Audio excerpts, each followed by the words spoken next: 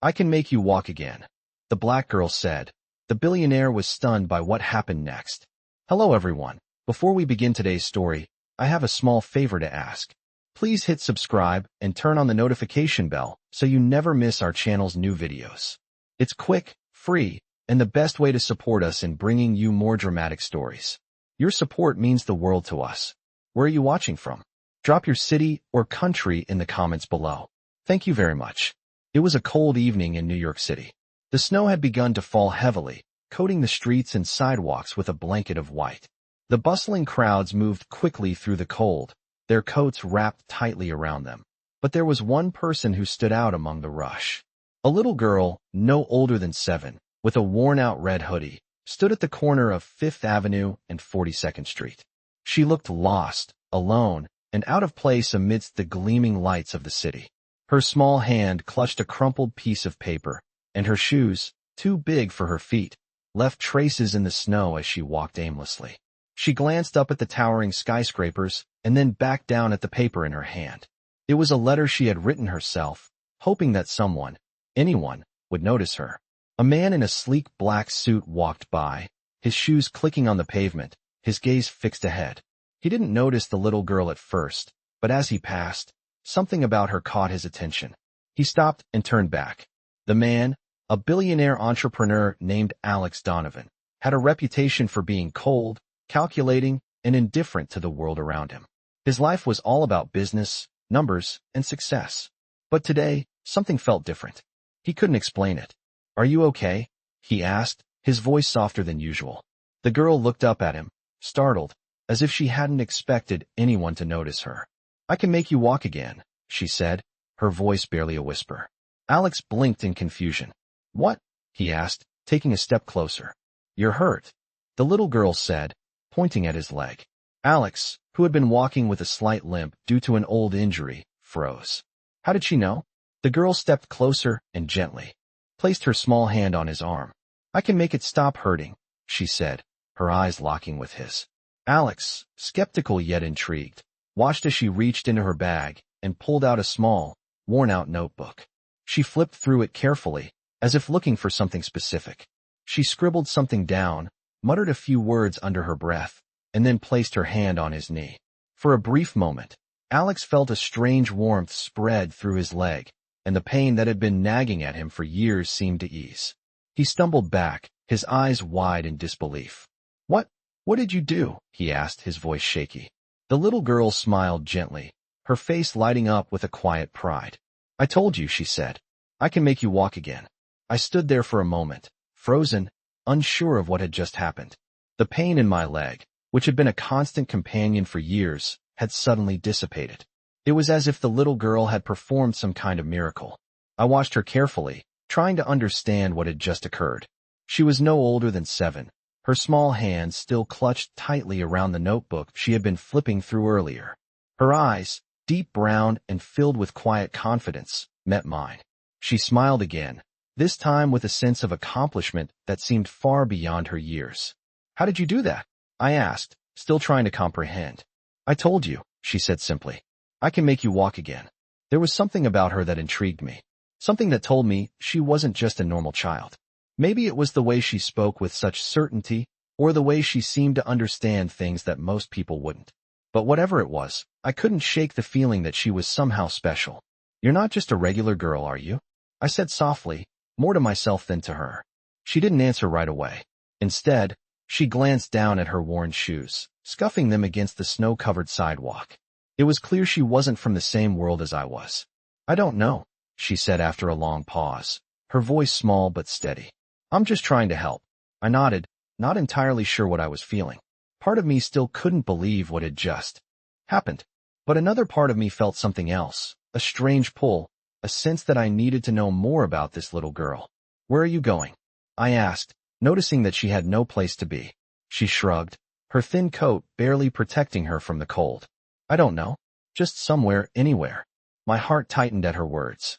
She didn't have a destination, no family to go home to. I had never been a stranger to loneliness, but hearing it from her, a child so young, made it all the more real. "Do you have a place to stay?" I asked, already knowing the answer. She shook her head.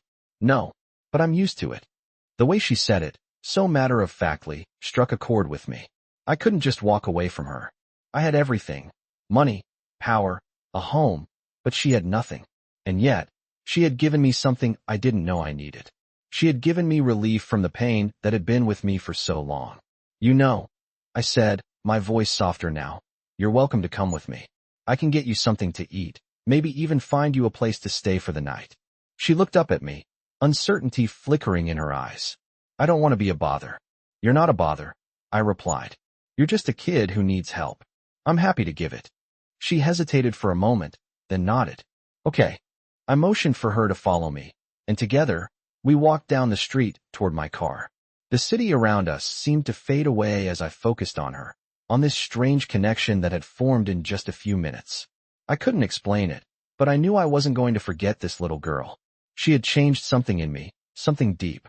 When we reached the car, I opened the door for her, and she slid into the seat, looking up at me with wide eyes. Thank you, she said softly. You're welcome, I replied, getting into the driver's seat and starting the engine. As we drove through the streets of New York, I couldn't help but feel that this was the beginning of something I couldn't quite understand. Something that would change both of our lives forever. As we drove through the bustling streets of New York, I couldn't help but feel an overwhelming sense of responsibility. The little girl, whose name I had just learned was Maya, sat quietly in the passenger seat. The sound of the city outside seemed distant as we navigated through the lights and skyscrapers. Every so often, she would glance at me, her eyes still filled with that quiet resolve. I couldn't stop thinking about what had just happened, the way she had healed my leg, the way she spoke as if it was nothing extraordinary.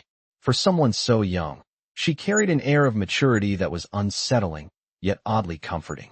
Maya, I said, trying to break the silence. Where did you learn how to do that? Help people like you did with me? She hesitated, her eyes shifting towards the window as if searching for the right words. I've always known how, she said quietly, her voice soft but firm. My grandma taught me. She said that sometimes the world forgets that people can help each other, but you don't forget, right? Her words struck me, and for the first time in a long time, I was speechless. Here was a child who, despite everything she had endured, believed in the goodness of others. The warmth from the car's heater felt like it was fading in comparison to the chill that suddenly gripped my heart. Your grandma sounds like a wise woman, I said, trying to keep my voice steady. Maya didn't respond. Instead, she reached into her bag and pulled out the same crumpled piece of paper she had been holding earlier. She unfolded it slowly, as if it was something precious, and looked down at the faded writing. She wrote me this letter, Maya said, her voice trembling ever so slightly. She told me to find someone who would listen. She said there are people out there who can help, but you have to ask. You can't just wait. I glanced over at her. Her small fingers ran over the edges of the paper, as if feeling the words her grandmother had written. I'm glad you found me, I said, unsure of how else to comfort her. Maya smiled faintly, but didn't respond. The car ride felt long, though the streets outside seemed to rush by. As we approached the hotel, the grand building standing tall against the city skyline, I noticed how out of place Maya seemed. Her clothes were worn and too big for her, and her shoes had holes in them. This child had just shown me the kind of strength and wisdom I hadn't seen in anyone for years, and yet she had nothing. I'm taking you to a safe place, I said, pulling into the hotel's driveway. You don't have to worry anymore. She looked at me for a moment, her expression unreadable. Thank you, she said softly. But I'm not used to being helped. I've been on my own for so long. I parked the car and turned off the engine. We sat in silence for a moment, the city's lights reflecting off the windows. You don't have to be on your own anymore, I said gently. You're not alone, Maya. She didn't say anything, but I could see the way her shoulders relaxed slightly, as though my words had taken some of the weight off her small frame. As we walked into the hotel, I noticed a few curious glances from the staff. They could see that Maya was different, but they didn't know her story. To them, she was just a little girl with an unfamiliar face, but to me, she was someone who had changed my life in ways I couldn't yet understand. I'll get you settled in, I said, guiding her toward the elevator. We'll figure out what to do next. Just take it easy for tonight. Maya nodded, her eyes still unsure, but she didn't pull away. As the elevator doors closed, I couldn't shake the feeling that something profound was happening between us. There was more to Maya than met the eye, more than the little girl who had helped me with my pain. She had her own story, one that I would soon learn, and perhaps that story would change both of our lives forever. I watched as Maya sat on the plush armchair by the window, her legs tucked up beneath her as she looked out over the city. The lights of New York stretched out below us, a vast sea of movement. Yet here we were, in this quiet, peaceful hotel room. For the first time in days, Maya seemed to relax, the tension in her shoulders finally easing. She didn't speak much, but the silence between us felt comfortable, almost like she was starting to trust me. After a while, I decided to break the quiet. You know, I began, sitting on the edge of the bed. This isn't the kind of place I expected you to end up. She turned slightly, her eyes still fixed on the lights below, but her expression softened as if she was pondering what I said. It's better than the streets, she said simply, her voice quiet but steady. I'm used to it, but I don't have to be used to it anymore, right?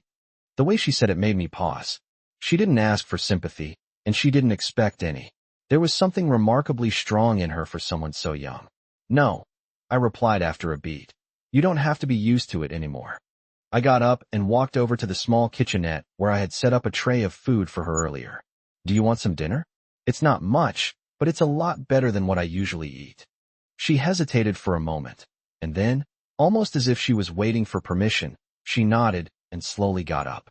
I watched as she carefully picked up the sandwich I had placed on the tray, her small hands almost trembling as she took the first bite.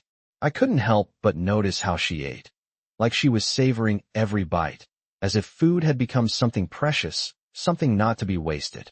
She finished the sandwich in silence and then looked at me, a faint smile playing at the corners of her lips. Thank you, she said softly. I haven't had a meal like that in a long time. My heart ached for her. The girl who had healed my pain just days ago, who had wandered the streets with nothing, was now sitting here in front of me, eating a meal that most people would take for granted. You don't need to thank me, I said, my voice thick with emotion. I'm just trying to make sure you're okay. She looked up at me then, her brown eyes locking with mine. There was a vulnerability there that I hadn't noticed before. It made me realize just how much she had been through, how much she was hiding behind that tough exterior. I don't know what I'm supposed to do now, she said, her voice quieter, almost uncertain. I don't know where I'm supposed to go. The words hit me harder than I expected. I had always been in control of my life, making decisions and taking action. But this girl, this child, had no such luxury. She was at the mercy of the world, and I was suddenly aware that I had the power to change her future. But what could I really do? How could I help someone who had been through so much? We'll figure it out, I said, sitting down beside her. I know this is all new, but you're not alone anymore. I'm here. She didn't say anything, but the way she looked at me, almost searching for reassurance, told me everything. It was then that I realized I had made a promise. I had promised her safety, a place to stay, and I would do everything in my power to keep that promise. But the truth was, I had no idea how this was all going to play out. I had a feeling that Maya's past was more complicated than I could ever imagine, and that this was just the beginning of a much larger story. What's your name? She asked suddenly, breaking the silence. I blinked in surprise.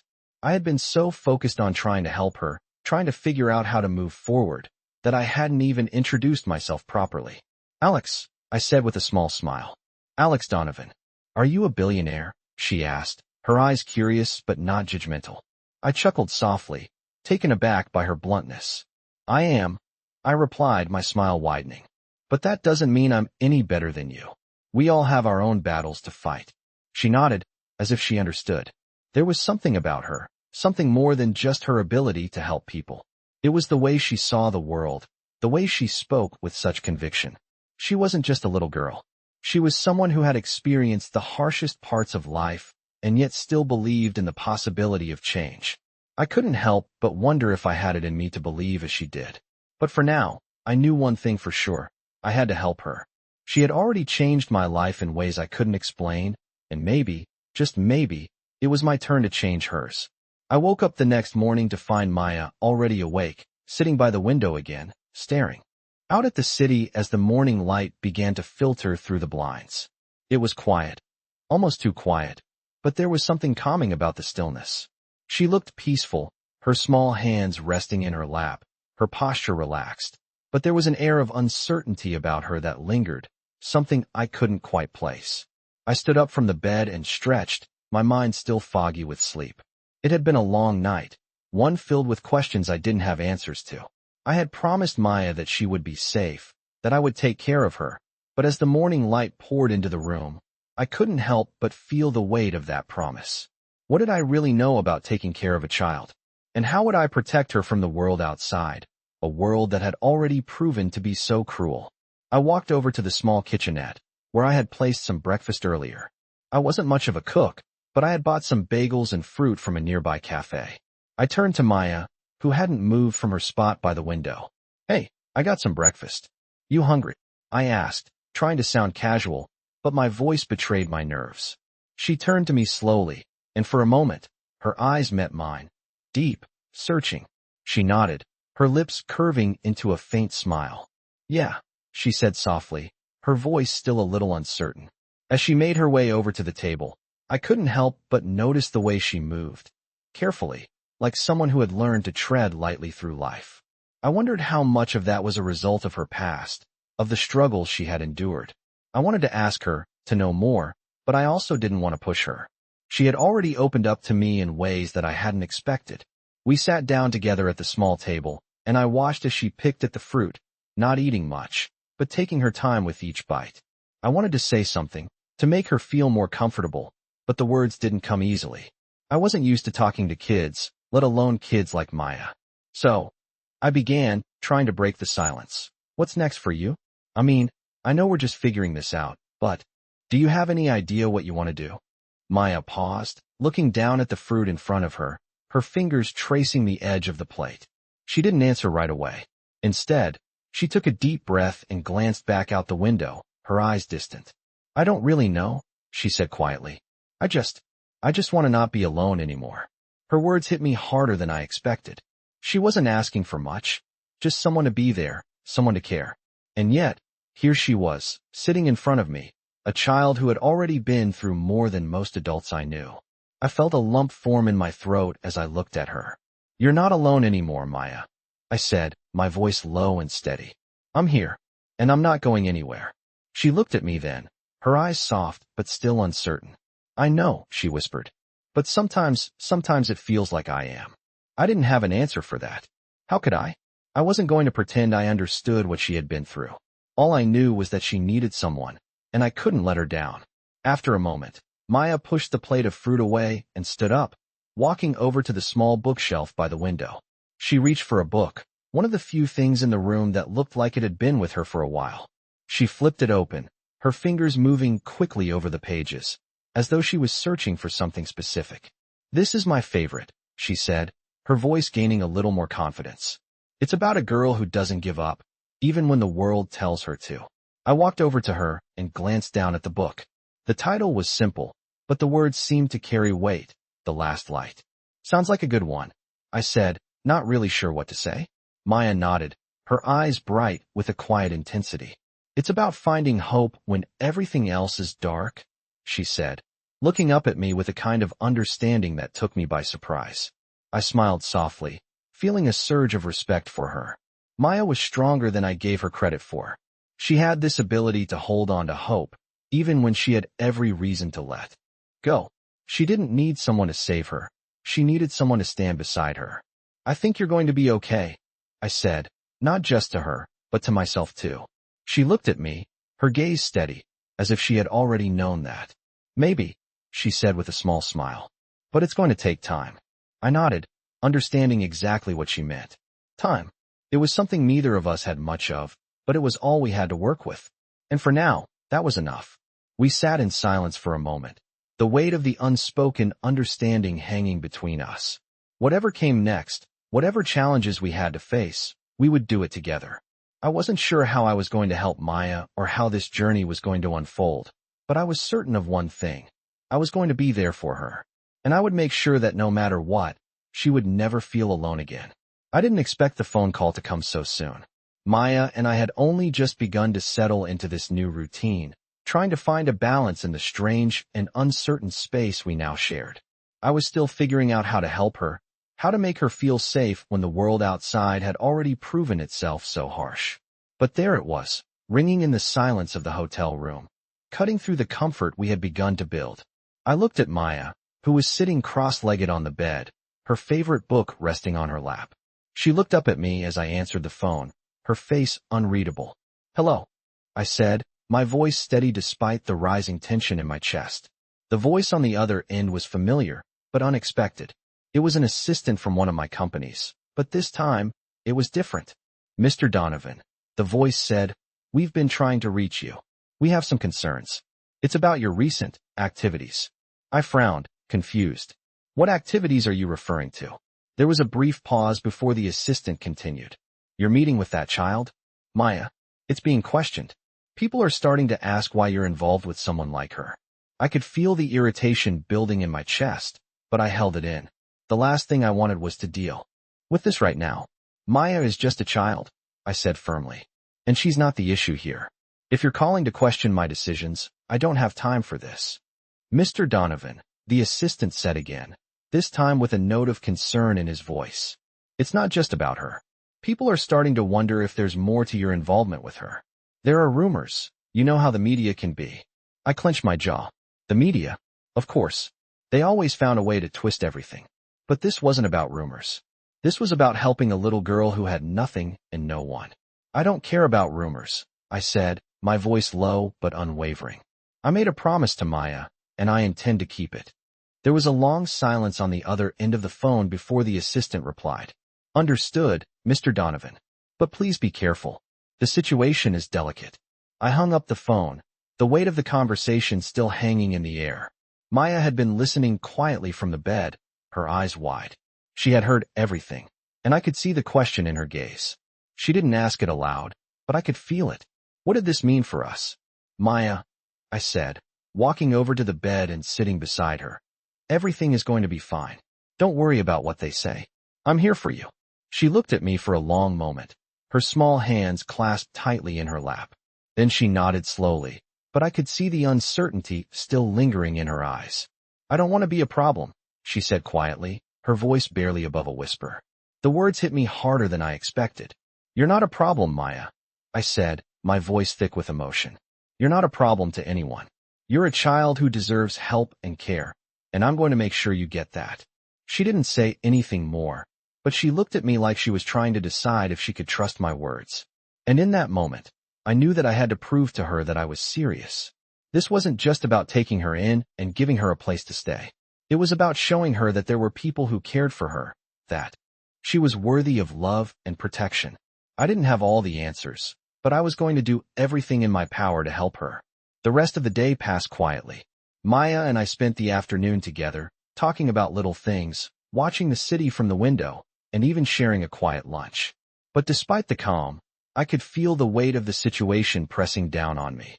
The phone call had shaken me, reminding me just how quickly things could spiral out of control. But I wasn't going to let that happen. I had to keep my promise to Maya. As night fell, I sat by the window, watching the city lights flicker in the distance.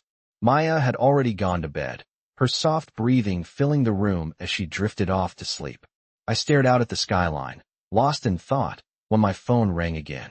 I didn't recognize the number, but I answered anyway. "Hello," I said, my voice tight. "Mr. Donovan." The voice on the other end was familiar, but this time it was calm, almost too calm. "I hope I didn't catch you at a bad time." I recognized the voice immediately. It was someone from my past, someone I had hoped would stay out of my life. It was my ex-wife's lawyer. "What do you want?" I asked, already knowing the answer. "It's about Maya," the lawyer said. "We've been looking into her situation, and we have some concerns. We believe it's time for you to take responsibility." I felt my heart stop. "What are you talking about?" I demanded. "She's a child in need of help. I'm doing exactly that." "It's more complicated than that, Mr. Donovan," the lawyer continued. "There are legal considerations you haven't accounted for. We need to discuss the next steps." My mind raced. What was he getting at? I had no time for legal games. All I wanted was to help Maya, to keep her safe. "I'm doing what's best for her," I said, my voice cold. "If you think otherwise, I suggest you stay out of it." The lawyer's voice dropped, just a little. "I think you should reconsider your approach, Mr. Donovan. There are people watching this closely. I hung up before he could say anything more, my hands shaking with frustration. This was getting out of hand, but I wasn't going to back down. Maya needed me, and I wasn't going to let anyone take that away from her. Not now, not ever. I had never seen Maya like this before. For the past few days, she had been calm, reserved, even trusting, but today, something was different. She sat in the corner of the room, staring at the floor, her fingers twisted around the edge of her sleeve. The usual spark in her eyes was gone, replaced by something darker, something heavier. I had tried to reassure her the best I could, but there was still so much I didn't know about her life before she ended up in mine. I had already taken the first step, giving her a place to stay, making sure she had food, but now it felt like something more was required. I couldn't ignore the nagging feeling that there was more to this than just providing safety. I needed to know more about who Maya was, what she had been through, and most importantly, how I could help her heal. I sat down next to her, trying to meet her gaze, but she avoided it, keeping her eyes fixed on the floor. I felt that familiar pang of frustration in my chest. I wanted to help her, but I didn't know how to reach her. Maya, I said gently, you've been really quiet today. What's going on?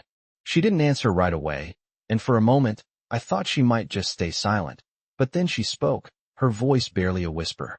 I don't want to be a burden, she said. I know you're doing a lot for me, but I don't know how to make it stop feeling like everything's just broken. Her words hit me like a punch to the stomach. I knew, in some way, that she felt like she didn't belong. She was a little girl caught in a world of uncertainty, and no matter how much I tried to fix it, I couldn't change the fact that she had been abandoned, neglected, or worse. She had been taught that the world could be harsh, and maybe that was why she didn't believe she deserved anything more than that. I reached out and placed a hand gently on hers.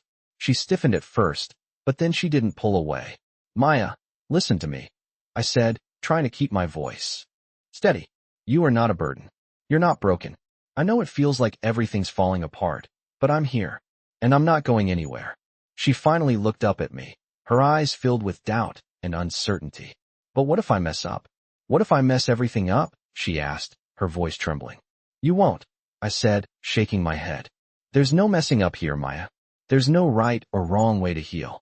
All we can do is take it one step at a time. She looked at me for a long moment, as if she was trying to gauge whether or not she could trust my words. Then, slowly, she nodded. I'll try, she said, her voice still small, but the faintest hint of hope flickered in her eyes. It wasn't much, but it was a start. I couldn't change everything overnight, but maybe, just maybe, I could help her take that first step toward healing. The days passed, and Maya began to open up more. She started to trust me a little more, little by little, as we spent time together. I didn't push her, I just let her be. We watched movies, talked about anything and everything, and shared meals together. I started to notice the small changes, the way she would smile more, the way she would make small jokes and tease me like any normal kid would. But there were still moments, fleeting but telling, when she would retreat into herself, as if a wall had gone up between us. And in those moments, I realized that I still didn't know the full story of what she had been through. I didn't know what had brought her to this point, what had shaped her into the person she was now. I didn't know what haunted her, what weighed on her heart. But I was determined to find out.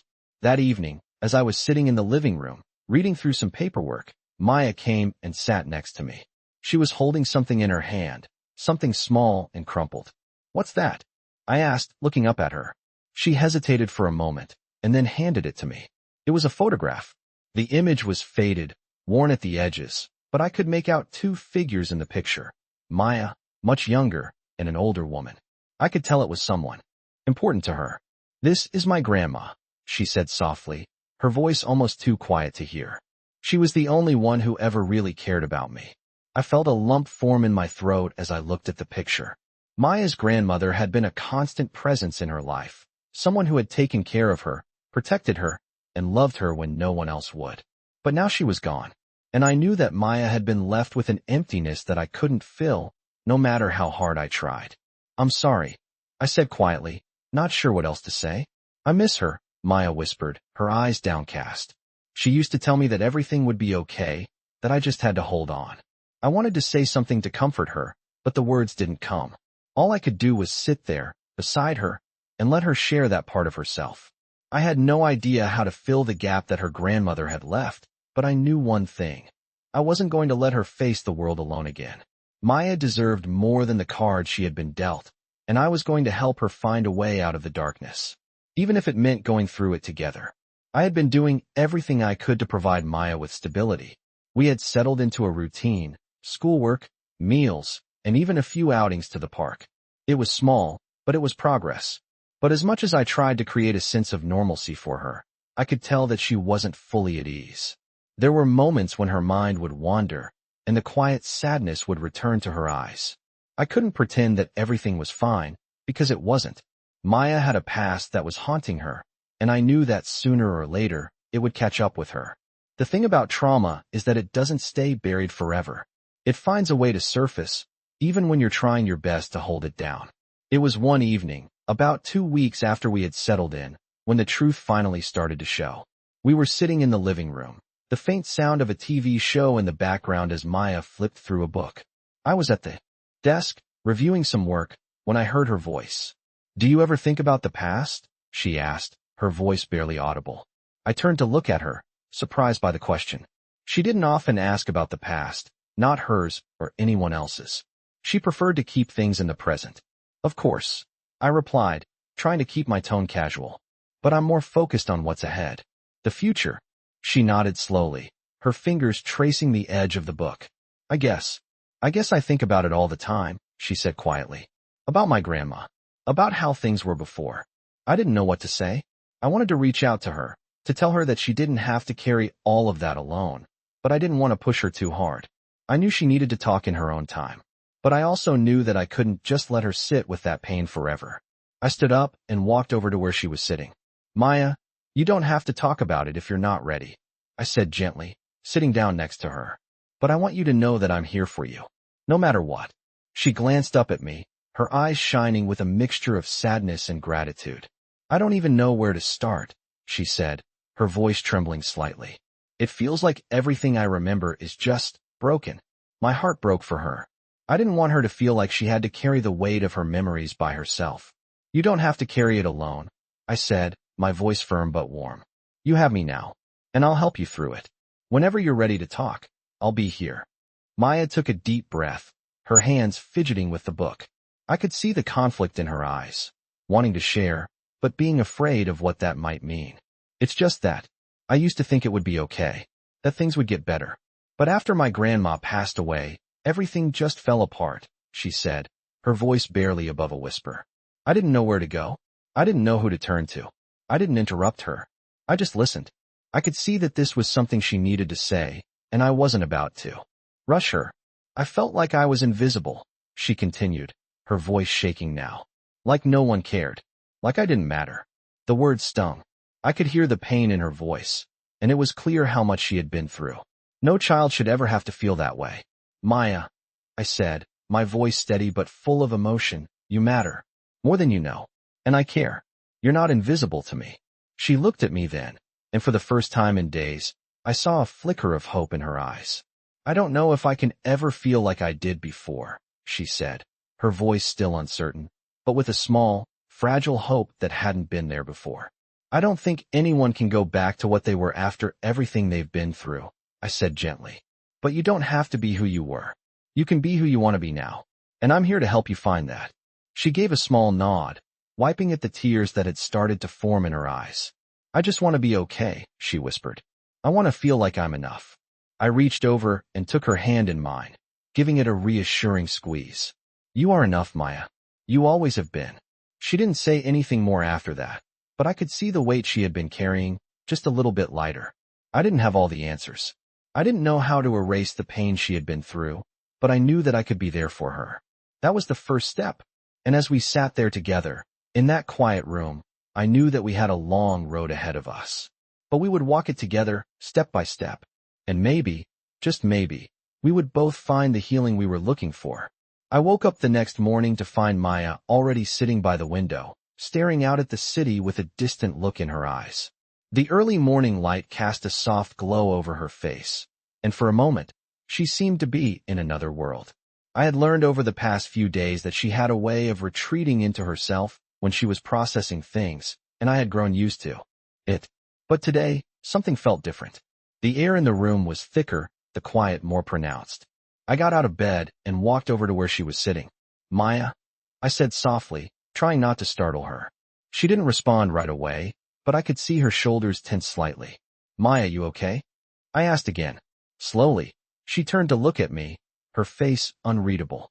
It had become a familiar expression, one that I couldn't quite decipher, but today, there was something heavier about it. "I think I'm ready," she said quietly, her voice almost a whisper. "Ready for what?" I asked, my heart skipping a beat. She stood up slowly, her small hands fidgeting with the hem of her sleeve. "I'm ready to tell you about my grandma," she said, her voice trembling just a little. I nodded, sitting down beside her. "Whenever you're ready. I'm here," I said gently. She took a deep breath and looked out the window for a moment, as if gathering her thoughts. "My grandma was the only person who really cared for me," she began, her voice barely audible but steady.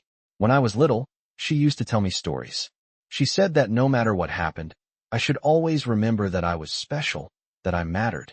Maya's eyes drifted to the picture frame on the table, the one with the photo of her and her grandmother. But after she passed away, everything changed. I didn't know what to do anymore. I didn't know where to go. The words hit me hard.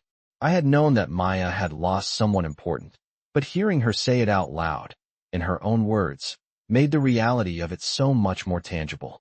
I placed my hand gently on hers. "I'm sorry, Maya," I said quietly. "I know that must have been really hard." She nodded, a tear slipping down her cheek. I didn't know who I was without her. She was the one who made me feel like I wasn't invisible. And when she was gone, I didn't know how to keep going. I could feel the weight of her words, the depth of the loss she had experienced. "But I know now that I'm not alone," she continued, wiping the tear away with the back of her hand. "I have you. And you're helping me even when I didn't think anyone could." Her words hit me like a tidal wave, and I realized just how far we had come in such a short time. Maya had been carrying this burden all on her own, and now she was finally starting to let someone in. "Maya," I said, my voice thick with emotion, "you are not alone. I'm here for you, and I'm not going anywhere." She smiled faintly, a small but genuine smile that made my heart ache with both sadness and hope. "Thank you," she whispered. "I think I'm starting to believe that." We sat in silence for a few moments, letting the words hang in the air between us. The weight of everything Maya had shared with me settled over us, but it wasn't a burden anymore. It was a connection, a shared understanding. For the first time, I felt like we were both on the same page, both moving forward together. That night, as we sat down to dinner, I noticed that Maya seemed lighter, more at ease than she had in days. She laughed at something I said, her laughter ringing out in the quiet of the room, and for the first time in a long time, I didn't feel the heavy silence between us. I realized that, just like me, Maya was starting to heal. It wasn't going to be an easy road. There would be ups and downs, moments of doubt and fear. But I knew one thing for sure. We were in this together. And that, in itself, was enough to keep us moving forward. As the evening wore on, we sat on the couch, talking about nothing and everything. For the first time, I didn't feel the need to solve anything. I didn't need to fix Maya or make everything better. All I had to do was be there for her. And that, I realized, was the greatest gift I could give her. The past was always going to be part of her, but it didn't have to define her. And now, as we looked forward to whatever came next, I knew that Maya had the strength to face it, because she wasn't alone anymore. I woke up early the next morning, the soft sunlight streaming through the curtains and casting a warm glow on the room. Maya was still asleep, curled up on the couch with the blanket I had draped over her the night before. I watched her for a moment, feeling a quiet sense of peace. She looked so much more at ease than she had in days. It was as if the weight of her past, the burden she had been carrying, was starting to lift, even if just a little. I didn't want to wake her. I knew that she needed rest, needed to feel secure for once. But as I sat there in the stillness of the morning, I couldn't help but think about everything that had led us here. The phone calls, the lawyer's warnings, the fear of the unknown. It was all a reminder that the world was watching, and not everyone was happy with the way things were unfolding. Maya wasn't just a girl I had taken in. She was a symbol of something larger, a challenge to everything I thought I knew about family, about responsibility, about what it meant to truly help someone. I couldn't ignore that. But right now, I had to focus on the present. Maya needed me. The rest could wait. I walked over to the kitchen and began preparing breakfast. I didn't know what she liked, but I figured pancakes were a safe bet. As I poured the batter into the pan, I heard the soft shuffle of footsteps behind me. Maya had woken up. She stood in the doorway, rubbing her eyes, her hair a mess, but still looking more alive than I had seen her in weeks. "Good morning," I said, turning around with a smile. "Sleep well?" She nodded, her face lighting up with a small smile. "Yeah, I did," she replied, her voice still a little groggy but filled with warmth. "Thank you for letting me stay here." I nodded, flipping the pancakes with a flick of my wrist. "Of course. You're always welcome here, Maya." She hesitated for a moment, then came over and sat at the kitchen counter. She didn't say anything at first, just watched as I worked. I could feel the silence between us, but it wasn't awkward. It was comfortable, the kind of silence that comes from two people who had started to understand each other. After a few moments, Maya spoke again, her voice softer than usual.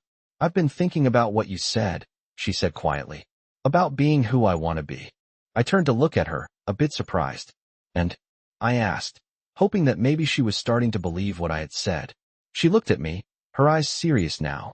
"I want to go to school," she said, the words coming out with a quiet determination. "I want to learn.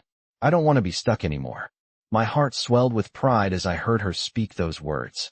This was the girl who had once thought she was invisible, who had carried the weight of the world on her shoulders, and now, she was finally looking toward the future. "Maya," I said, my voice filled with emotion, "that's the first step.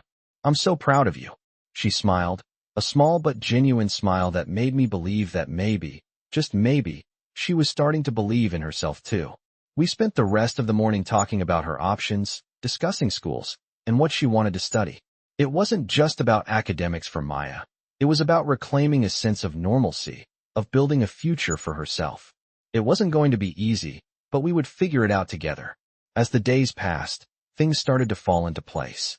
Maya enrolled in a local school, and I helped her get settled into her new routine. It wasn't perfect. There were still moments when she would retreat into herself, when the weight of her past would resurface, but it was progress.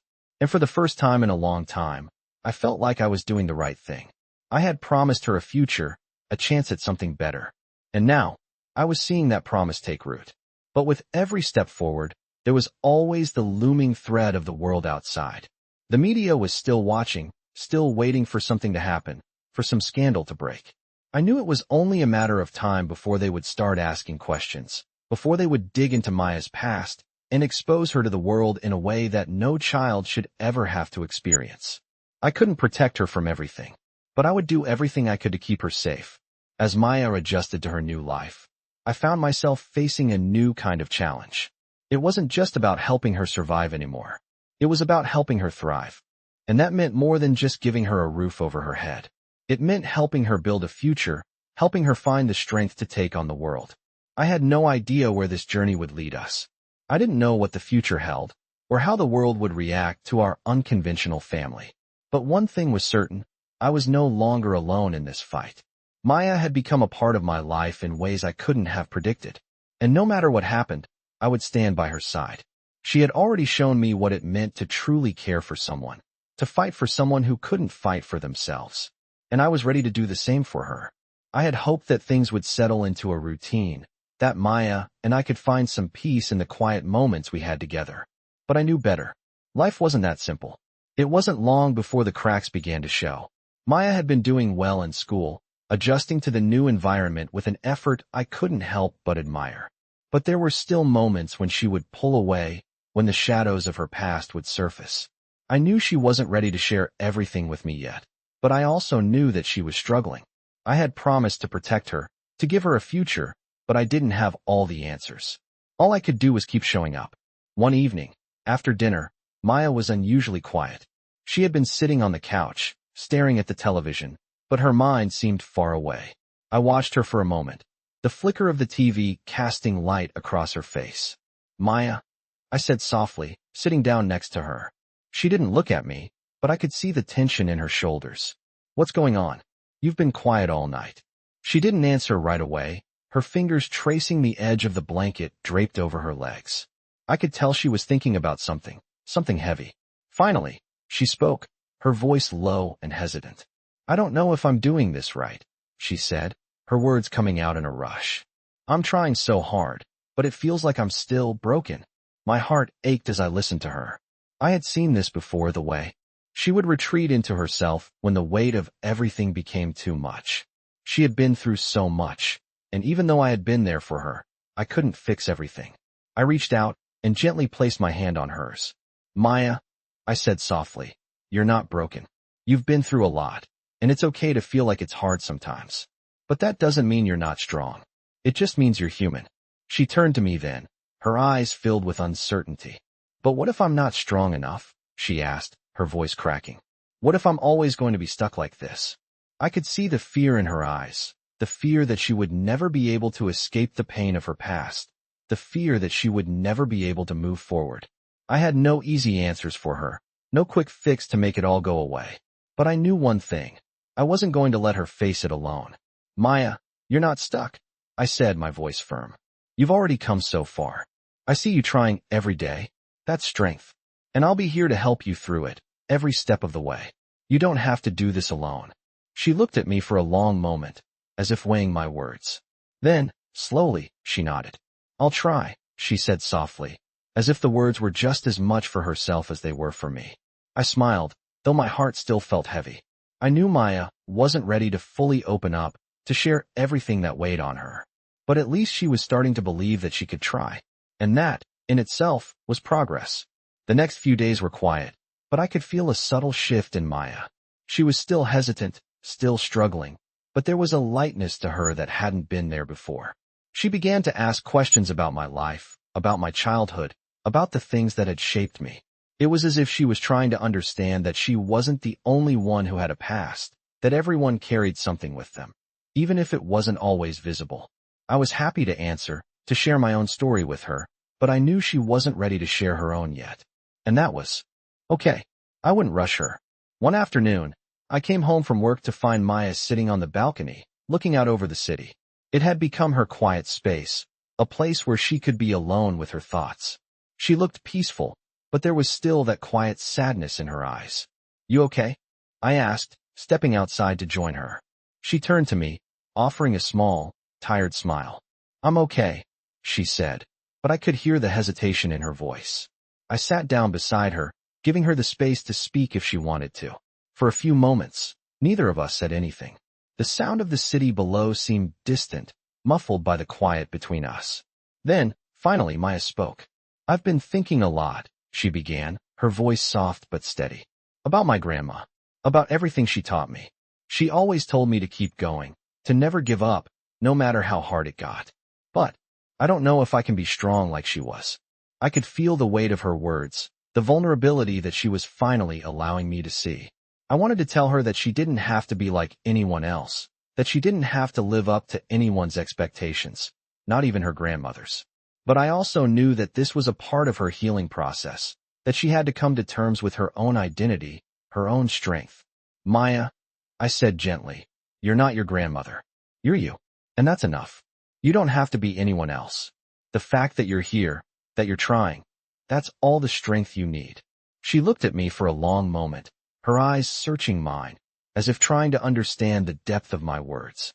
And then, for the first time in what felt like forever, she smiled. It wasn't a huge smile, but it was enough. Enough to let me know that she was starting to believe, starting to find her own strength.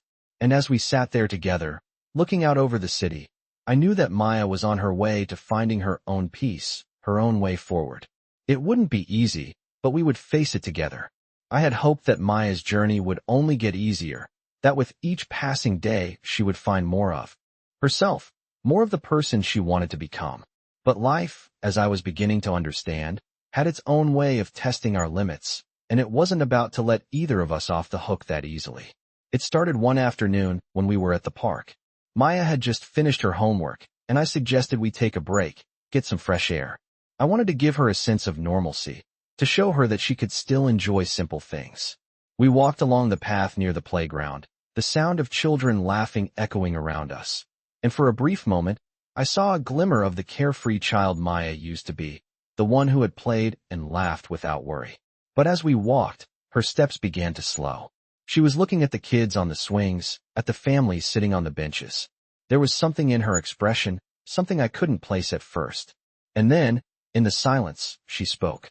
"I don't belong here," she said quietly, her voice barely above a whisper. I turned to look at her, a weight settling in my chest. "What do you mean?" I asked, keeping my voice gentle. She didn't look at me. She kept her eyes focused on the kids in the distance. "I don't fit in," she said. "I'm different. I can't be like them." I understood what she meant. She had always felt like an outsider, someone who didn't belong in the world she had been thrust into. I could see it in the way she held herself, in the way she had pulled away from others, afraid to get too close. She had been alone for so long that it had become her reality, and even though I had promised her that she wasn't alone anymore, I knew she still felt that emptiness. I stopped walking and turned to face her. "Maya, you don't have to be like anyone else. You're special just as you are," I said, my voice firm, trying to reassure her. But she shook her head, her eyes still focused on the children. "But they don't see me," she whispered. "They don't understand. I don't know if I can ever be like them. I'm just—" She trailed off, her voice breaking slightly. I stepped closer to her, gently placing my hand on her shoulder. "Maya," I said, making her look at me, "you don't need to be like anyone else. You don't need to be the same as them to matter. You already matter, and that's enough." She looked at me for a long moment, and I could see the uncertainty in her eyes, the weight of the past she couldn't escape. She wanted to believe what I was telling her, but she was afraid of what that might mean. "But I'm so broken," she said softly. "I can't fix that." My heart broke as I heard the words come from her mouth. I didn't want her to feel that way. I didn't want her to believe she was broken, that she was somehow beyond repair. "You're not broken," I said, my voice thick with emotion. "You've been through a lot, and I'm not going to pretend that it hasn't shaped you. But you are not defined by your past, Maya. You are who you choose to be." She seemed to consider my words, her gaze drifting to the ground, the weight of her own thoughts pressing down on her. "How do I choose?" she asked, her voice quiet. "How do I become someone else, someone better?" I thought about that for a moment. The truth was, I didn't have a simple answer. Healing wasn't something you could force, and it certainly wasn't something that happened overnight. It was a process, a journey that took time. But the most important thing was that she had started the journey. "You start by being kind to yourself," I said finally. "You start by forgiving yourself for everything you've been through. You don't have to carry that weight anymore." Maya looked up at me, her eyes searching mine for something. I could see the skepticism there, the doubt. "I don't know if I can forgive myself," she whispered. "I don't know if I can forget." I stepped closer to her, kneeling down so I was eye level. "You don't have to forget," I said, my voice steady. "You just have to understand that your past doesn't control who you are now. You're allowed to move forward, Maya. You deserve to move forward." For a moment, there was silence between us, and I could see that Maya was wrestling with her thoughts. I knew she was scared, scared of opening up, scared of letting go of the past. But I also knew that she was starting to see a way forward. Slowly, she nodded, though her expression remained uncertain. "I'll try," she said softly, her voice small but sincere. It was the first time in a long while that I had heard her express any kind of hope, any belief in her own ability to change. And for the first time, I felt like maybe, just maybe, we were both starting to heal. "That's all anyone can ask for," I said, smiling at her. "Just take it one step at a time. And remember, I'm here every step of the way." We stood there for a few moments, watching the other kids play, and for a brief second, Maya seemed to relax, her shoulders less tense, her posture a little less guarded. Maybe she wasn't ready to fully embrace the future, to fully let go of her past. But she was starting to believe that she had the power to move forward. And that was enough for now. I didn't see it coming. Maya had been doing so well, finding her rhythm at school, and adjusting to life in the city with a sense of optimism that had surprised even me. The past few weeks had felt like a fragile but steady ascent. But life, as I had learned, doesn't always stay on the path you hope for. It was one ordinary afternoon when everything shifted, a shift that felt both sudden and inevitable. We were at home, having lunch, when the doorbell rang. I hadn't been expecting anyone, so I stood up to answer it, wondering if it was a delivery or perhaps a neighbor. But when I opened the door, I was met with someone I hadn't seen in years. My ex-wife's lawyer. The man was standing in front of me with an expression that immediately set off alarm bells in my mind. "Mr. Donovan," he said, his voice smooth, but with an edge of formality that made my stomach turn. "We need to talk." I didn't invite him inside, but I didn't ask him to leave, either. Something in his presence made me feel uneasy, like something was about to go terribly wrong. "What's this about?" I asked, trying to keep my voice calm. "I'm not interested in playing games." He gave me a brief nod, understanding my resistance, but his eyes were cold.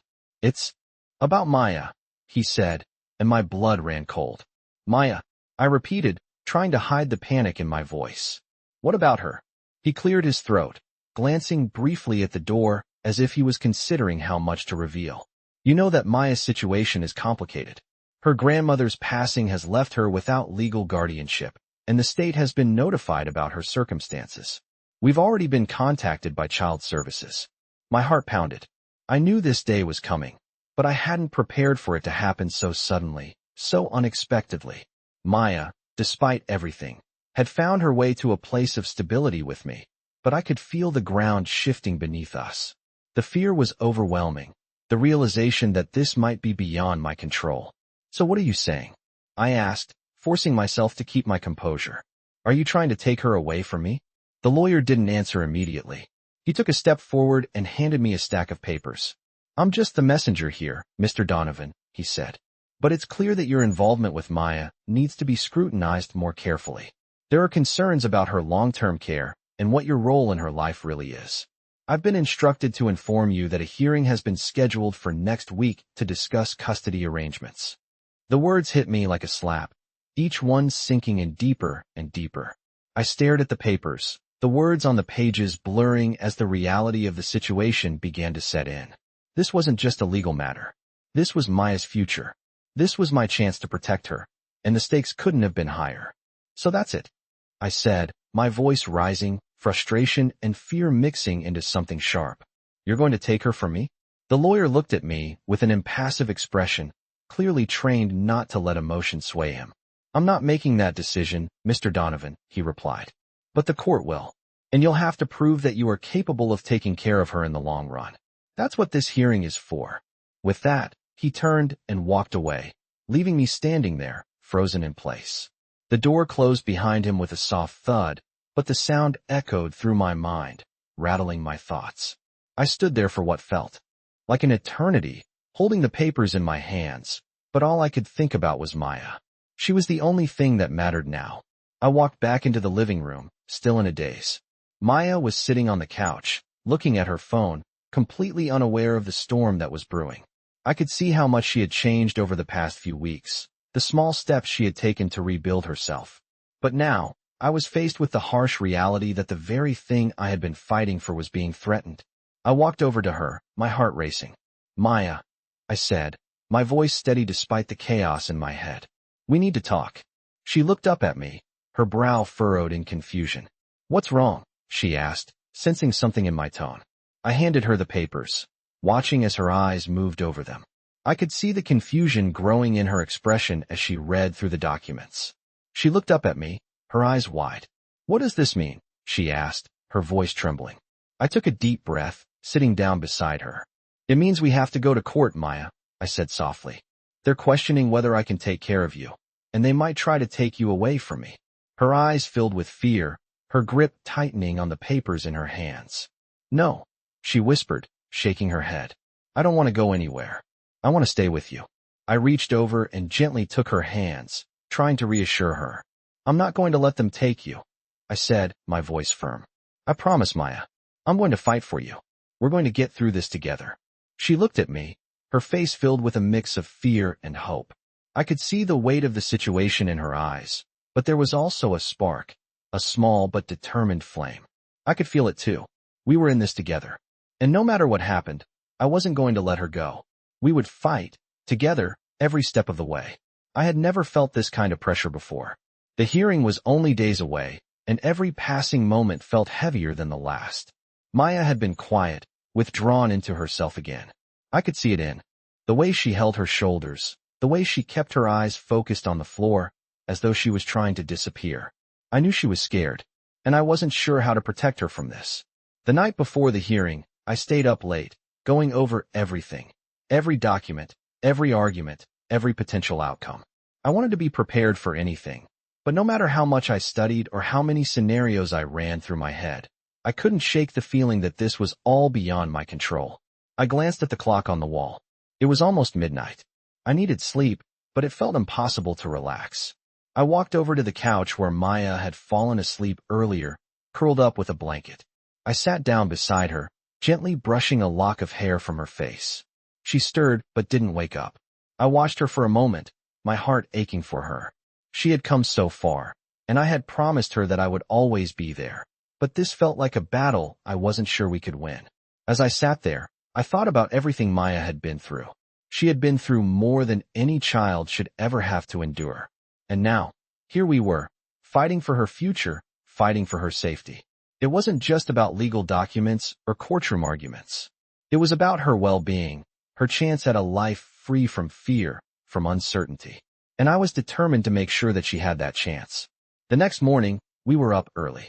Maya barely spoke over breakfast, but I could tell that she was trying to keep it together.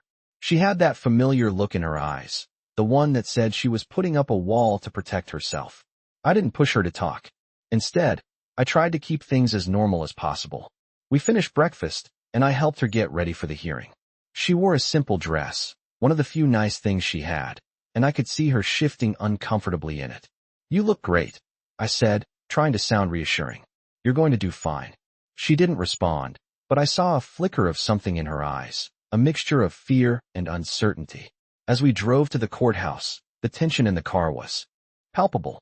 Maya stared out the window, her arms crossed tightly in front of her, as if shielding herself from everything. I reached over and put a hand on hers, trying to comfort her. "You're not alone in this, Maya," I said softly. "I'm right here. We're going to get through this together."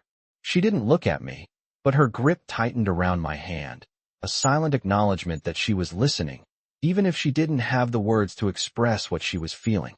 When we arrived at the courthouse, I could feel the weight of the situation pressing down on us. The building loomed in front of us, a cold and imposing structure that made everything feel official and out of our control. I led Maya inside, my mind racing with everything that could go wrong, everything I had to fight for. As we sat in the waiting room, Maya clutched her bag tightly in her lap. I could see the way her fingers twitched, the nervous energy in her body, and I knew that she was struggling to hold it together.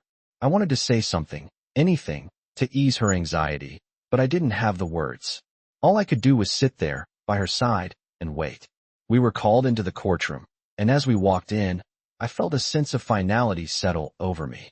The room was cold and sterile, filled with the hum of murmured conversations and the shuffle of papers. The judge was already seated, a stern expression on her face as she looked over the documents in front of her. I guided Maya to the chair beside me and took a deep breath, trying to steady my nerves. The lawyer for the state was the first to speak, and I could hear the coolness in his tone as he began outlining his case. He spoke about Maya's past, about her grandmother's death, about the lack of formal guardianship. Every word felt like a blow, each one a reminder that the world was judging me, judging my ability to care for Maya. But I couldn't let that stop me. I couldn't let them take her away from me. Maya's future was on the line, and I wasn't going to back down. When it was my turn to speak, I felt every eye in the room on me. I looked at Maya, who was sitting quietly beside me, her hands folded tightly in her lap. I wanted her to know that I wasn't going to let her down, no matter what. "Your Honor," I began, my voice steady. "I know that my involvement in Maya's life has been sudden, and I understand the concerns that have been raised. But I want to make one thing clear. I am here because I care about her. I am here because I made a promise to protect her, to give her a future. And I will fight for her, every step of the way." I could feel the weight of the words in the room. The judge's gaze never wavered, but I could see the slight softening in her eyes as I spoke. I turned to look at Maya, who had finally looked up at me, her eyes filled with a mixture of fear and hope. I smiled at her, trying to convey everything I was feeling in that one look. She didn't smile back, but I saw a flicker of something in her eyes, something that told me she was starting to believe in the future I was trying to give her. As the hearing continued, I couldn't shake the feeling that it wasn't just the law that was deciding Maya's fate. It was me. I had to prove, not just to the court, but to Maya, that I could be the person she needed me to be. The judge listened carefully to both sides, and I could feel the tension building. This was it, the moment when everything could change. And when the judge finally spoke, I held my breath. I have reviewed the evidence and listened to both parties, she said, and I've come to a decision. I held onto Maya's hand tighter, waiting for the verdict that would shape our future. I stood in the courthouse hallway, my heart pounding in my chest as the door to the judge's chamber swung open. The hearing had gone on for what felt like hours, and yet it felt like time had stood still. Maya sat beside me, her hands clasped tightly in her lap, her face pale and tense. I could see the way her body trembled slightly, the weight of the situation pressing down on her. I had promised her we would get through this, but I could feel the uncertainty in my bones. The lawyer for the state had made his case, and I had done my best to argue that I was capable of caring for Maya, that I could provide her with the safety and stability she needed. But now, it was out of our hands. The decision was in the judge's hands, and there was nothing more I could do. The judge had listened intently, and while she had seemed to take our words seriously, I couldn't tell which way she was leaning. We had both given our sides, and now, the waiting was the hardest part. I took a deep breath, trying to calm myself, but my mind kept racing. What if the court decided that I wasn't enough? What if they decided Maya wasn't safe with me? I glanced down at Maya, who was staring straight ahead, her eyes unfocused. She hadn't said much during the hearing, but I could tell she was feeling the weight of the uncertainty just as much as I was. I reached over and gently squeezed her hand. "We're going to be okay," I said quietly, though I wasn't sure if I was trying to reassure her or myself.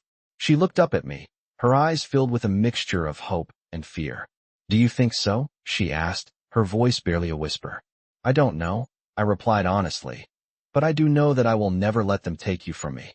You're my responsibility, and I will fight for you." She nodded, but I could see the doubt still lingering in her eyes. I didn't blame her. I wasn't sure I believed it either, not completely. The fear that the system might separate us was a constant weight on my chest. But I had made a promise to Maya, to her and to myself, and I wasn't going to break it. We waited in silence for what felt like an eternity. I watched as the courtroom doors opened again, and the clerk motioned for us to come back in. Maya squeezed my hand, and together, we stood and walked into the room. The judge was sitting at her desk, a stern expression on her face, but there was something else there too. Something softer, almost sympathetic. "Mr. Donovan, Ms. Williams," the judge began, her voice steady but firm. "I have reviewed the evidence presented and heard both parties. This is not an easy decision, but it is one that I must make." My heart raced as I listened to her, every word feeling like it carried the weight of our future. I held my breath, waiting for her to continue. "It is clear to me that Mr. Donovan has demonstrated a commitment to providing Maya with the care she needs," the judge continued. "He has opened his home to her, and while there may be concerns regarding his ability to provide a long-term solution, I believe that with time and guidance, he can offer Maya the stability she requires." I could feel the weight lifting from my chest, but I couldn't bring myself to relax just yet. There was more.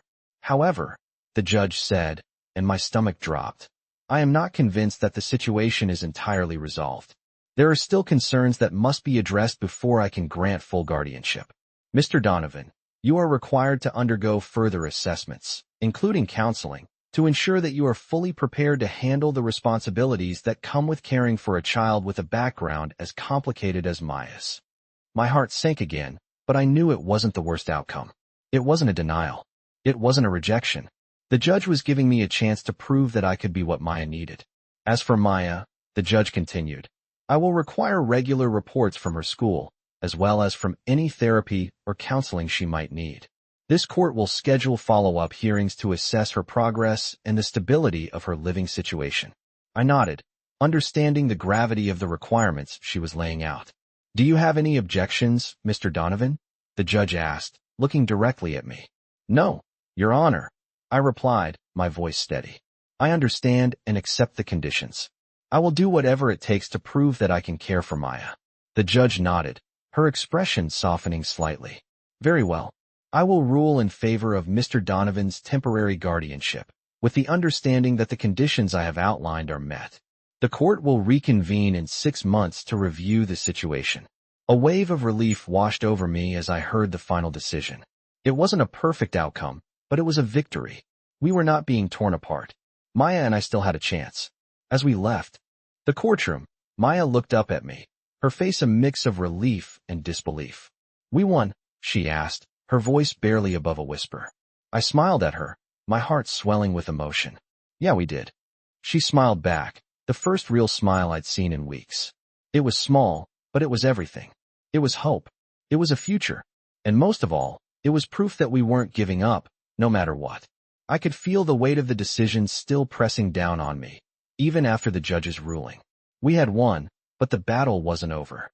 The conditions she had set, therapy, counseling, regular assessments, loomed over us like a constant reminder of everything still left to prove.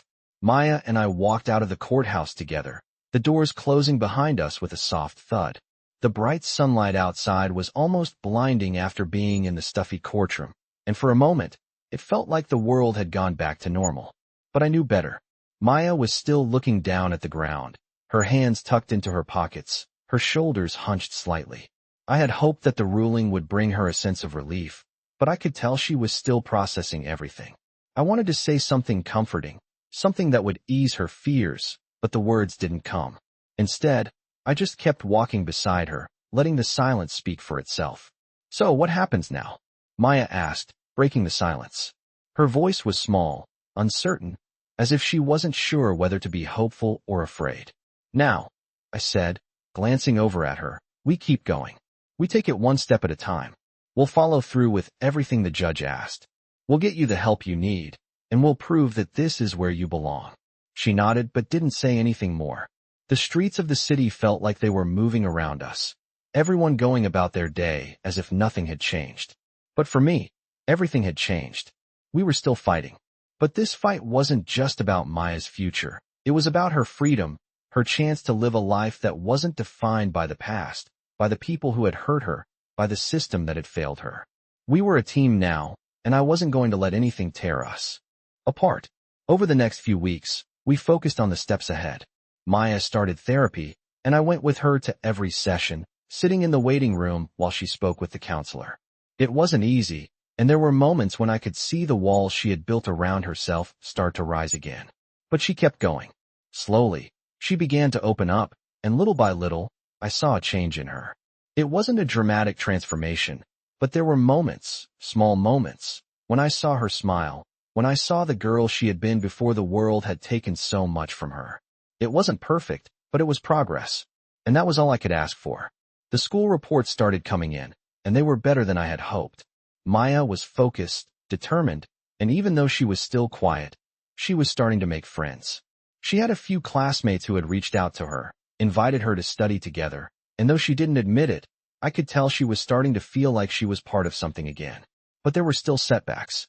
There were still days when she would retreat into herself. Days when she couldn't shake the fear that she wasn't good enough, that she wasn't truly welcome in the world around her. I could see it in the way she looked at the other kids, the way she pulled away when they talked to her. It was like she didn't believe she had a place with them, like she didn't deserve it. I knew that healing wasn't linear. There would be days of progress, and there would be days of struggle. But no matter what, I was there for her. I was determined to prove to her that she deserved everything good the world had to offer. One evening, as we sat down for dinner, Maya looked up from her plate, her face serious. "I've been thinking," she said, her voice steady, "about the future." I looked at her, my heart beating a little faster. "What about it?" I asked. "I'm not sure," she said, her eyes searching mine. "But I want to go to college. I want to do something important. I want to make my grandma proud." My heart swelled with pride as I heard her speak those words. It wasn't just about survival anymore. She was thinking about the future. She was thinking about who she wanted to become.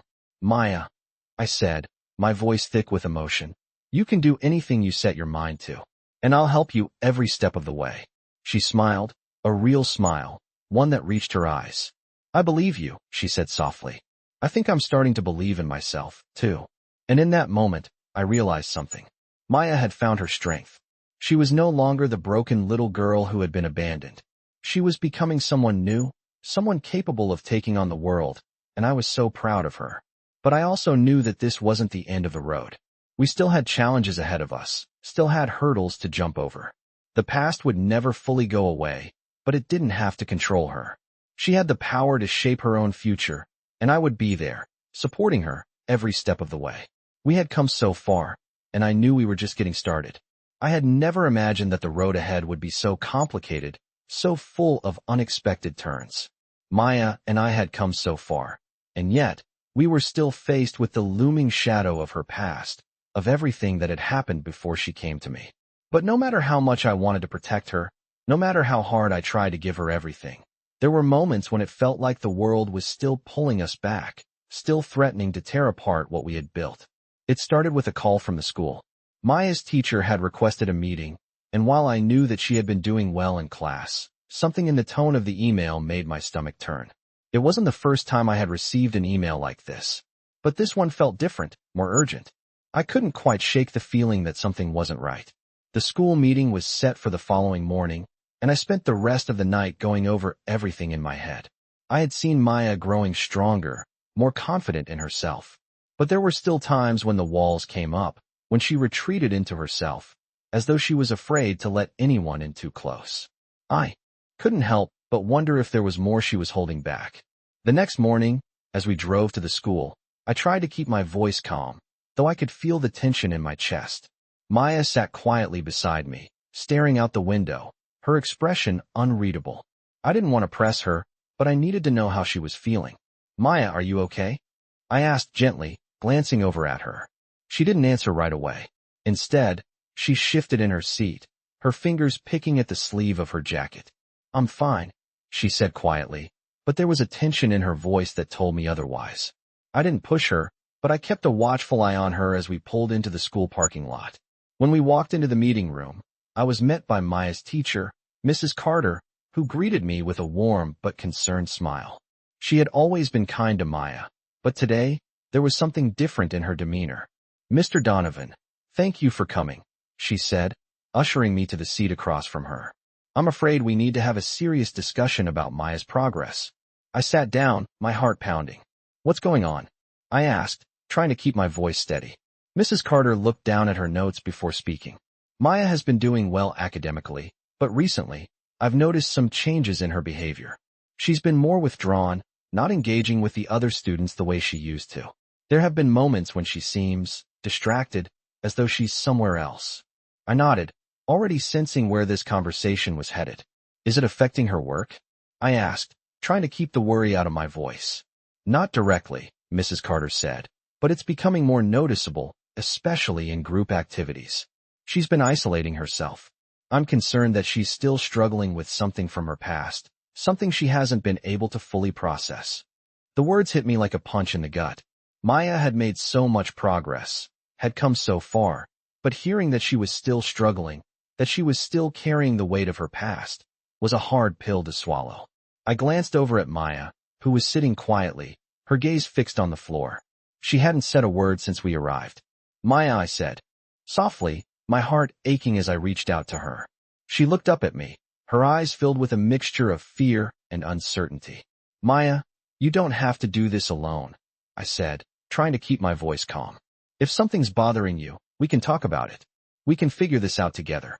She didn't answer at first, but I could see her trembling slightly, her hands clenched tightly in her lap.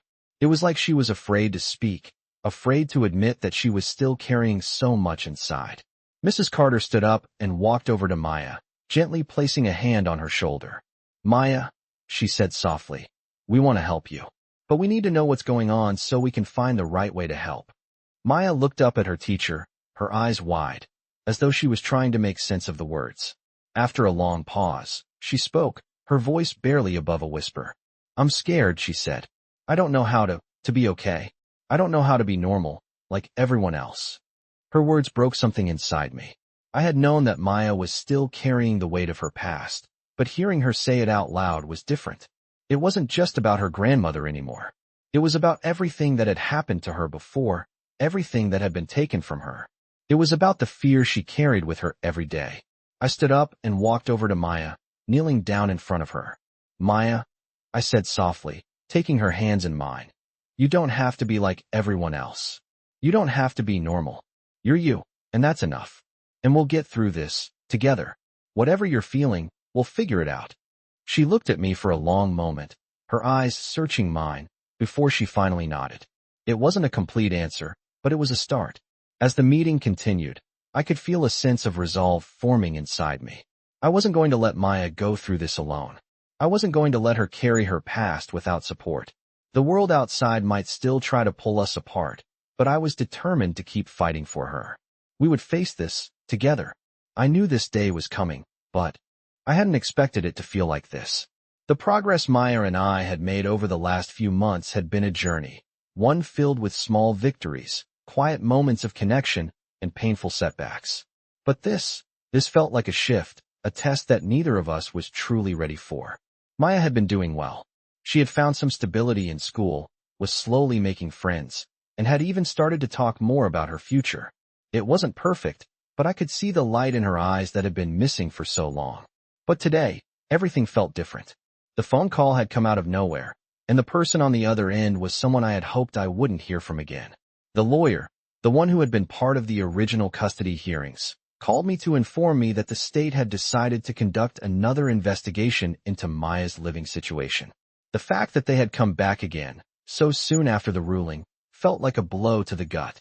It was as if the past had come rushing back, and no matter how hard I tried to build a future for us, it felt like there was always something threatening to tear it down. The call was brief, and the lawyer was professional, but the message was clear. The state was questioning Maya's stability, wondering if she was truly in a safe, supportive environment. They had concerns, and they needed answers. I hung up the phone, the weight of it pressing down on me. Maya was sitting in the living room, reading a book, but I could tell from the look in her eyes that something was off. She could sense it. "What's wrong?" she asked, her voice quiet but filled with that familiar concern. "I just got a call from the lawyer," I said, sitting down beside her. "They want to come back and do another investigation." She looked at me, her face falling. "Why?" she asked, her voice barely above a whisper. I thought things were fine. I sighed, trying to find the right words. "It's not because of you, Maya," I said gently. "It's just, they have to do these things. They're trying to make sure that everything is okay, that you're safe here with me." She looked down at her book, her fingers absently tracing the pages. I could see the confusion, the hurt, in her eyes. I wanted to reassure her, to tell her that everything would be fine, but I knew it wasn't that simple. This wasn't just about us anymore. It was about what the state thought was best for her, about what they believed was the right environment for a child who had already been through so much. "Do you think they'll take me away again?" she asked, her voice small and uncertain. I felt my heart break at the question. How could I explain to her that no matter what happened, I wasn't going to let her go? How could I make her understand that this fight, this battle, wasn't just about paperwork or court hearings? It was about her. It was about her safety, her future. "I don't know, Maya," I said quietly. "But I do know one thing. I'm not going to let them take you from me. I'll fight for you. I always will." She nodded slowly, but I could see the doubt still lingering in her eyes. I could feel her fear, her uncertainty. The last thing I wanted was for her to feel like everything was slipping away from her again. We had made so much progress. We had finally begun to find our way, to build something that felt like home. And now, it felt like it was all at risk. Over the next few days, the anxiety of the situation began to eat at me. The state's investigation was thorough, too thorough. They asked questions about Maya's schooling, her health, her emotional well-being. They wanted to know everything, to make sure that she was truly safe. I understood why they had to do it. They were just doing their job, ensuring that Maya was where she needed to be. But it felt invasive, like they were doubting everything we had worked for. And the worst part was knowing that Maya could feel it too. She started pulling away again, retreating into herself. She spent more time alone in her room, reading, not saying much. I could see the way she started doubting everything. The safety I had promised her, the stability she had begun to find. It was as if she couldn't believe that she could have something real, something lasting. That night, after dinner, I found her sitting by the window, staring out at the city. She hadn't touched her food, and her eyes looked distant. I walked over and sat down beside her. "Maya," I said softly, my voice filled with concern. "Talk to me. What's going on in your head?" She didn't answer right away. Instead, she looked at me for a moment, as if weighing her words. Then, Finally, she spoke. I don't think I can do this anymore, she said, her voice barely a whisper. I don't think I can keep pretending that everything's okay. I'm scared. I felt my heart drop. This wasn't the little girl I had come to know. The brave, strong girl who had been fighting every day to move forward. This was the girl who had been hurt, who had lost so much. I gently placed my hand on hers, squeezing it softly. Maya, you don't have to pretend. You don't have to be okay all the time. It's okay to be scared. I'm scared too, but we're going to get through this. She looked at me, her eyes filled with so many emotions, fear, sadness, doubt. But there was something else in her gaze too, a flicker of trust. Do you really think we can? She asked, her voice cracking.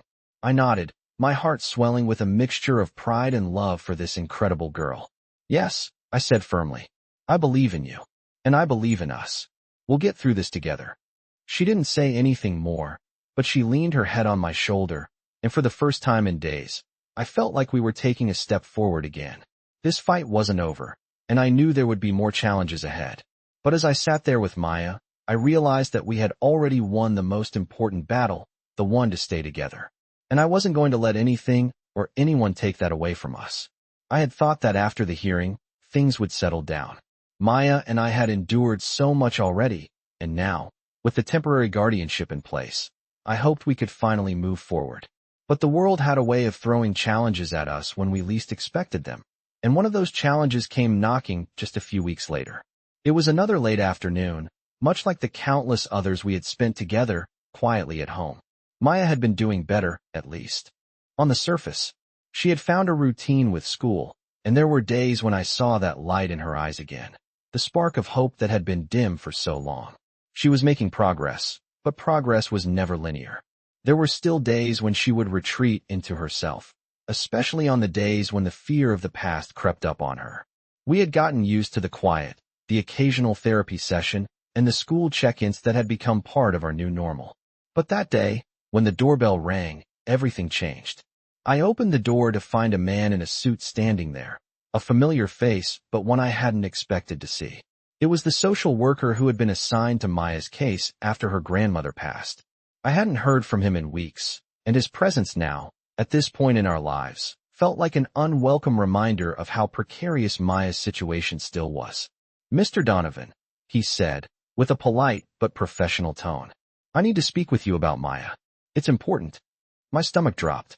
I glanced back toward the living room where Maya was sitting on the couch, unaware of what was happening. I nodded, stepping aside to let him in. What's going on? I asked, my voice steady, though I could feel my heart racing. The social worker sat down, his gaze serious but not unkind. There have been concerns raised, he began, about Maya's living situation. I'm required to conduct another check-in, particularly now that she's been in your care for several months. The state needs to ensure that she's still receiving the appropriate care. The words felt like a punch to the gut. We had already been through so much, and I had done everything the court had asked me to do. But hearing him speak those words, it was as though all the progress we had made was suddenly being questioned.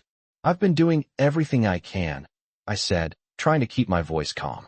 I'm giving her a stable home, a safe environment. I understand that, he replied. But there are still procedures that need to be followed. The courts want to ensure that Maya's emotional and psychological needs are being met. It's not just about a place to live, Mr. Donovan. It's about her well-being. I sat back, trying to process what he was saying. I could feel the frustration rising in me. Maya had been through so much, and I had worked so hard to give her the stability and love she deserved. And now, it felt like the system was coming in again, second-guessing everything. I've already signed up for the counseling sessions, I said. She's going to therapy regularly, and she's doing well in school. I'm doing everything I can to support her. The social worker nodded, but his expression didn't change. That's good to hear. But I still need to speak with Maya. I'll be coming by tomorrow for a visit, just to assess her current situation. We'll need to talk with her, see how she's adjusting. My stomach twisted at the thought. I had promised Maya that I wouldn't let anyone take her away from me again. I knew how much this would affect her. She had been through so much, and now, with everything finally seeming to fall into place, it felt like we were teetering on the edge of losing it all. I'll let her know, I said quietly, my voice betraying my frustration. The social worker stood up, giving me one last look before heading for the door.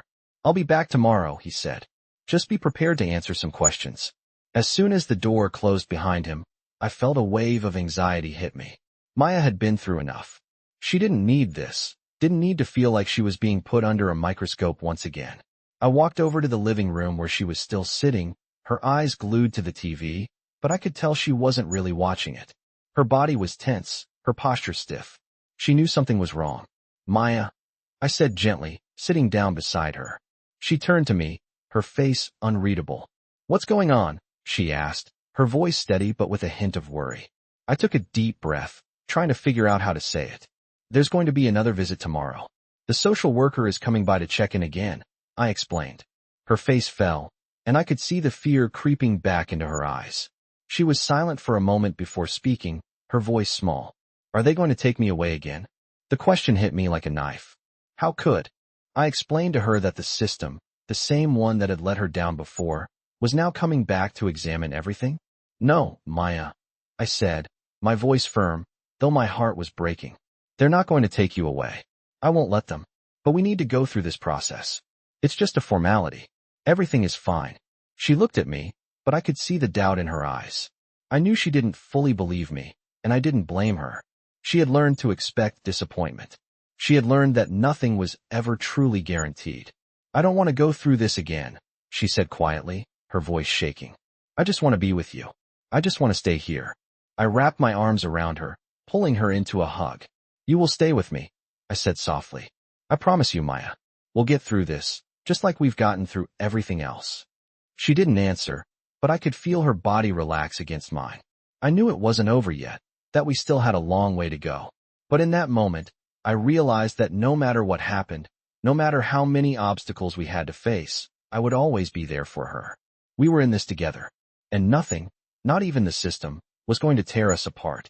The day of the final hearing arrived, and I could feel the weight of everything that had led us here.